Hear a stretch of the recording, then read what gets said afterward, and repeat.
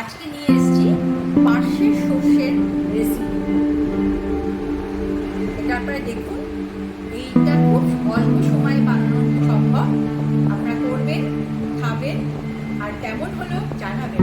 আমার থেকে পার্শে মাছগুলো কিনে আনার পর ওখান থেকে বাজার থেকেই পুরো মাছ কেটে দিয়েছে পরিষ্কার করে, সমস্ত ফুলকো তারপরে আঁশ টাশ ছাড়িয়ে পরিষ্কার করে দিয়েছে। আমরা বাড়িতে এসে আমি একে ধুয়ে নুন হলুদ মাখিয়ে নিয়েছি।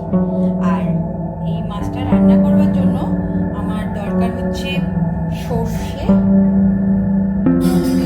কাঁচা লঙ্কা আর রসুন। এই তিনটে মশলা এখানে দেবো। এটা একসঙ্গে বেটে নেব, বেটে নিয়ে তারপরে রান্নায় বসাবো।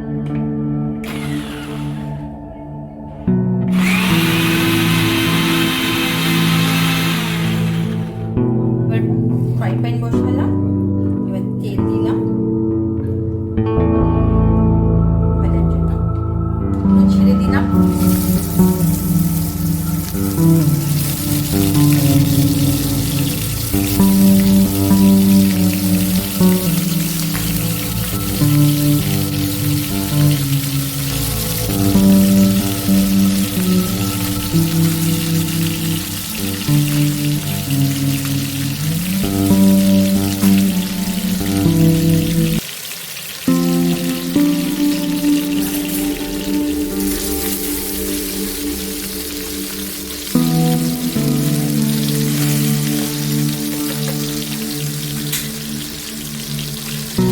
মাছগুলো ভাজা হয়ে গেছে, এবার আমি আস্তে আস্তে এদেরকে তুলে নিচ্ছি।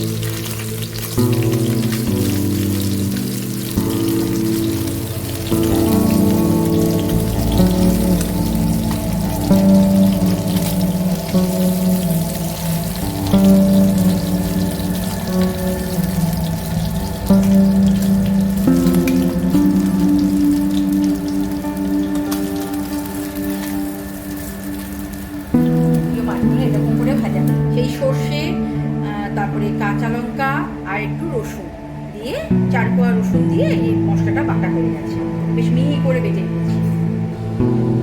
এবার কালো জিরে ফোড়ন দিলাম, এই যে কালো জিরে, একটু কালো জিরে ফোড়ন দিলাম।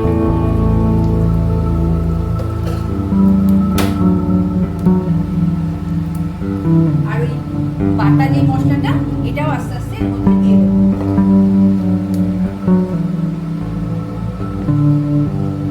ভাজা হয়ে গেছে কালো জিরেটা। এবার এই ছাঁকনি দিয়ে এটাকে পোস্তটাকে, সর্ষেটাকে একটু ছেঁকে নেব, সর্ষের গুঁড়ো যাতে না পড়ে। আস্তে আস্তে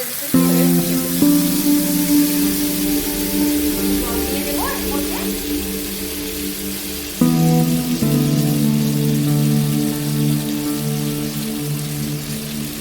এভাবে আস্তে ছেঁকে নেব।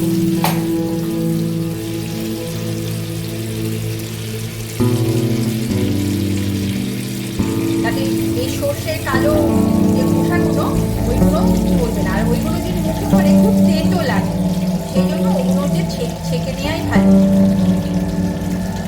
ঢাকা হয়ে গেছে আমার। নুন দেবো, এই যে নুন।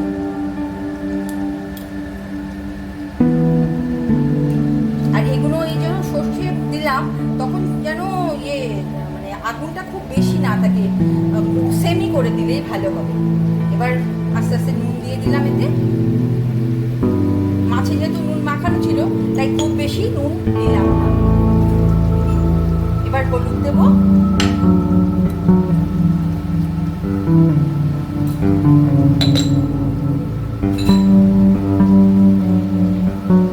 এবার ভালো করে মিশিয়ে। এবার এইটা একটু ফুটতে দিতে হবে। এটা ফুটলে তারপরে আস্তে আস্তে মাছগুলোকে দিয়ে দেবো।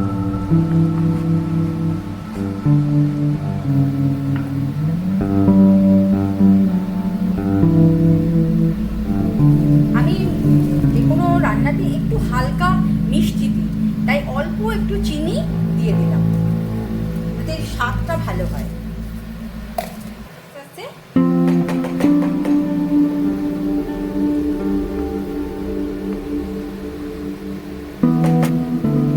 এবার এই মাছ ভাজাগুলো আস্তে আস্তে ওতে সাজিয়ে দেবো।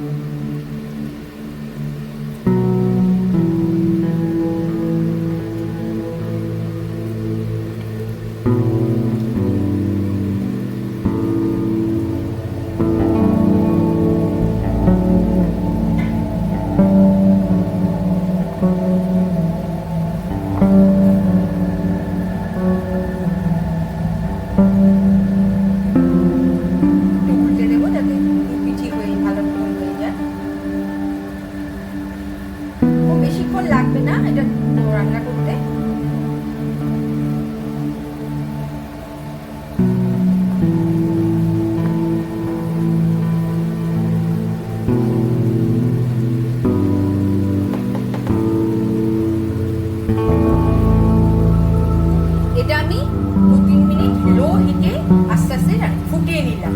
তাহলে আস্তে মাছের মধ্যেও এই মশলাটা ঢুকে গেল। এবার রান্নাটা আমার কমপ্লিট হয়ে গেল। আস্তে আস্তে আমি ঢেলে নিচ্ছি, ঢেলে নিলাম।